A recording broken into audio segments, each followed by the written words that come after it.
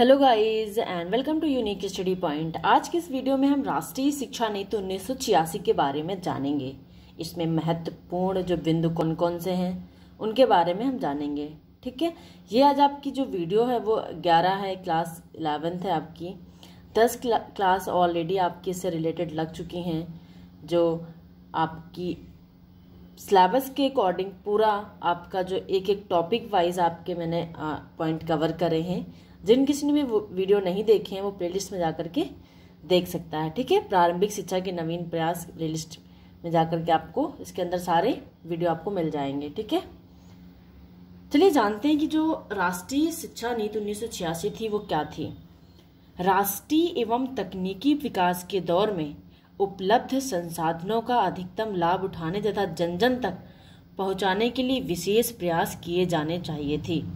राष्ट्रीय शिक्षा नीति ने कहा कि हर एक साधन हमें जो उनका उपयोग हमें अधिक से अधिक लोगों तक पहुंचाना जाना चाहिए, जिससे उनका अधिक से अधिक लाभ मिल सके। इस लक्ष्य को प्राप्त करने का एक मार्ग क्या है? शिक्षा है। हम हर एक व्यक्ति को जन जन तक लाभ तभी पहुंचा सकते हैं, उसका एक साधन क्या है? सिर्फ और सिर्फ क्या है? शिक्षा है। अतः भारत सरकार ने जनवरी 1986 में राष्ट्रीय शिक्षा नीति का निर्माण किया। कब किया? 1986 में करने की घोषणा की, जो सन 1986 की राष्ट्रीय शिक्षा नीति के नाम से प्रसिद्ध है। क्या हुआ कि 1986 में राष्ट्रीय शिक्षा नीति का निर्माण करने की घोषणा की गई, जिसे हम क्या कहते हैं? राष्ट्रीय शिक्षा नीति 1986 के नाम से जाना जाता है। इस नीति में कुल 12 जो इस नीति है उसको कुल 12 खंडों में बांटा गया है। कितने खंडों में बांटा गया है? 12 खंडों में। अक्सर पूछा जाता है राष्ट्रीय शिक्षा नीति 1986 को कितने खंडों में बांटा गया है। ठीक है, अब जानते हैं राष्ट्रीय शिक्षा नीति में जो समाहित महत्वपूर्ण बिंदु उनके बारे में हम जानते हैं। पहला पॉइंट है, शिक्षा की राष्ट्रीय प्रणाली के अंतर्गत एक निश्चित स्तर तक सभी छात्रों की जाति, मत, लिंग के भेद के बिना शिक्षा तक सभी की पहुंच हो। यानी कि इस राष्ट्रीय शिक्षा नीति के जो पहला पॉइंट यह था कि किसी भी व्यक्ति को जात या मत या लिंग के भेदभाव से हम उसको शिक्षा से वंचित नहीं रख सकते हैं। हमें इस सारी चीज़ों को अवॉइड करते हुए हमें शिक्षा तक सभी को पहुंचाना, यानी कि ये जो जाति लिंग के अनुसार हम भेदभाव करते हैं इसको हमें एक साइड कर करके, यानी कि हमें इसमें ध्यान ना दे करके हमें हर एक व्यक्ति तक शिक्षा पहुंचानी है। दूसरा पॉइंट है, शिक्षा की राष्ट्रीय प्रणाली में एक समान शिक्षा संरचना समाहित है, जिसे 10+2+3 संरचना को राष्ट्र के सभी भागों में स्वीकार किया गया। 10+2+3 जो संरचना का जो निर्माण हुआ किस राष्ट्रीय शिक्षा नीति में हुआ? 1986 में। अक्सर पूछ दिया जाता है आपसे ऑब्जेक्टिव क्वेश्चन में। अगला पॉइंट है, पोषण, स्वास्थ्य तथा शारीरिक, मानसिक, सामाजिक, नैतिक व संवेगात्मक विकास की दृष्टि से पूर्व बाल्यकाल शिक्षा को उच्च प्राथमिकता दी जाएगी। किसमें? पोषण, स्वास्थ्य, शारीरिक, मानसिक, सामाजिक, नैतिक, इनकी क्या होगा? बाल्यकाल शिक्षा को क्या उच्च प्राथमिकता दी जाएगी। अगला पॉइंट है, स्कूल छोड़कर जाने वाले बालकों की समस्या का समाधान करने को उच्च प्राथमिकता दी जाएगी। जो बच्चे बीच में स्कूल छोड़कर चले जाते हैं उसको क्या उच्च पहली प्राथमिकता दी जाएगी। अगला पॉइंट है, तकनीकी शिक्षा तथा प्रबंधन शिक्षा हेतु क्या है? तकनीकी शिक्षा तथा प्रबंधन शिक्षा हेतु कंप्यूटर का प्रारंभिक ज्ञान तथा उनके उपयोग का प्रशिक्षण प्रोफेशनल शिक्षा का एक अंग होगा। यानी कि जो टेक्नीशियन एजुकेशन है तथा प्रबंधन एजुकेशन मैनेजमेंट, उस पर कंप्यूटर का प्रारंभिक ज्ञान तथा उसके उपयोग का हमें क्या प्रशिक्षण यानी कि ट्रेनिंग हमें देनी होगी, उसको एक क्या शिक्षा का अंग बनाया जाएगा।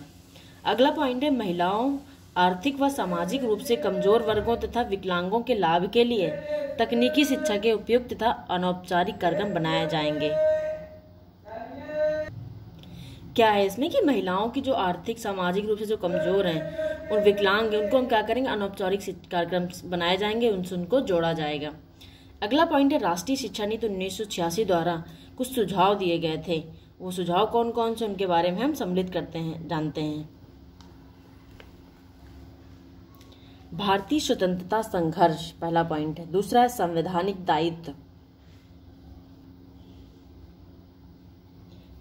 नेक्स्ट है, राष्ट्रीयता के लिए पोषक तत्व, हमारी सांस्कृतिक विरासत।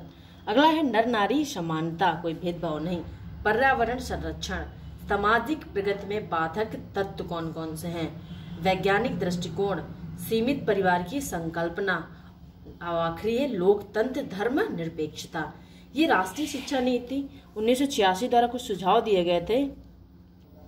ये क्या किए थे, इनको जो इन विषयों को क्या पाठ्यक्रम से सम्मिलित किया जाए। ये कौन कौन से इतने कुछ टॉपिक थे। ठीक है, आई होप आपको समझ में आया होगा। अब जानते हैं कि इस शिक्षा नीति के जो महत्वपूर्ण पॉइंट है उसके बारे में हम जानते हैं। महत्वपूर्ण बिंदु यह है कि स्वतंत्रता के पश्चात चुनौतियों तथा सामाजिक आवश्यकताओं से निपटने के लिए 1986 में राजीव गांधी सरकार द्वारा इस शिक्षा नीति का प्रारूप तैयार किया गया, जो सन 1986 की राष्ट्रीय शिक्षा नीति के नाम से प्रसिद्ध हुई। 1986 में राजीव गांधी सरकार ने क्या किया, एक शिक्षा नीति का प्रारूप बना करके तैयार किया, जिसको 1986 की राष्ट्रीय शिक्षा नीति के नाम से जाना जाता है। दूसरा महत्वपूर्ण बिंदु यह है कि राष्ट्रीय शिक्षा नीति का मूल तंत्र यह है कि एक निश्चित स्तर तक प्रत्येक विद्यार्थी को बिना किसी धर्म, स्थान या लिंग के भेदभाव के बिना तुलनीय गुणवत्ता वाली शिक्षा तक सभी को पहुंच हो। यानी कि जो ये शिक्षा नीति का जो मूल मंत्र यह था कि बिना किसी भेदभाव के, ना तो उसको धर्म के हिसाब से उसको वंचित मतलब भेदभाव करते हुए, ना लिंग के से भेदभाव को ये अलग करते हुए हमें शिक्षा तक हर एक विद्यार्थी को पहुंचाना है। ठीक है, तो यही आज आपकी मैंने राष्ट्रीय शिक्षा नीति जो 1986 के बारे में मैंने आपको बताया है।